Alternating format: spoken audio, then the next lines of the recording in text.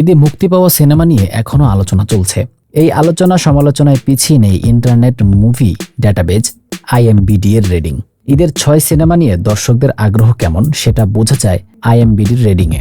দর্শকদের ভোট, কতজন সিনেমাটিকে ওয়াচিং লিস্টে রেখেছেন এসব দেখে IMDb রেটিংয়ে ঈদের কোন ছবি এগিয়ে ও পিছিয়ে তা দেখে নিতে পারেন। ঈদে মুক্তির পরই হল থেকে নেমে যায় শাকিব খানের 2 সিনেমার একটি, অন্তরাত্মা। শোনা যাচ্ছিল সিনেমাটির দর্শক খরা। রাজধানীতে শুধু ব্লকবাস্টার সিনেমা ছাড়া ঢাকায় দেখার উপায় নেই। সেই সিনেমাটাই অবাক করার মতো ঘটনা ঘটিয়েছে IMDb রেটিংয়ে। সিনেমাটির রেটিং ঈদের সিনেমার মধ্যে সবচেয়ে বেশি, যদিও ভোট দিয়েছেন কম সংখ্যক, মাত্র 700 জন IMDb রেটিং ব্যবহারকারী।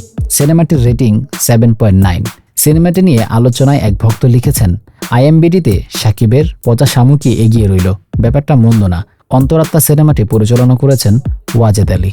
ঈদে মুক্তি পাওয়া আরেকটি সিনেমা চক্কর 302। সিনেমায় প্রধান চরিত্রে অভিনয় করেছেন মোশাররফ করিম।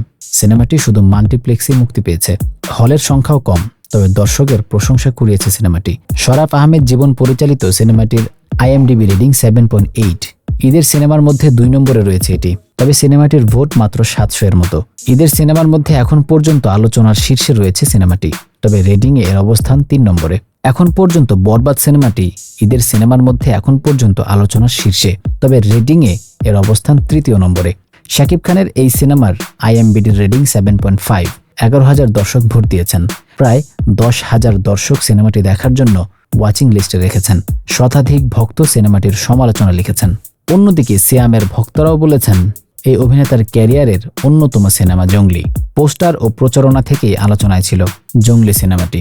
মুক্তির পর সিনেমাটি নিয়ে দর্শকদের মধ্যে মিশ্র প্রতিক্রিয়া, তবে সিনেমাটি IMDb রেটিংয়ে এগিয়ে রয়েছে, রেটিং 6.9।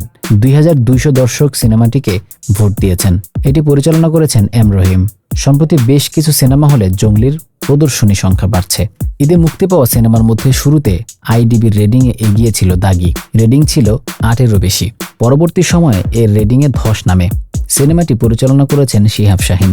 নিশো অভিনীত সিনেমাটি 8.9 রেটিং নিয়ে 5 নম্বরে রয়েছে। ভোট দিয়েছেন 8,200 IMDb ব্যবহারকারী। 1,500 দর্শক সিনেমাটিকে ওয়াচিং লিস্টে রেখেছেন।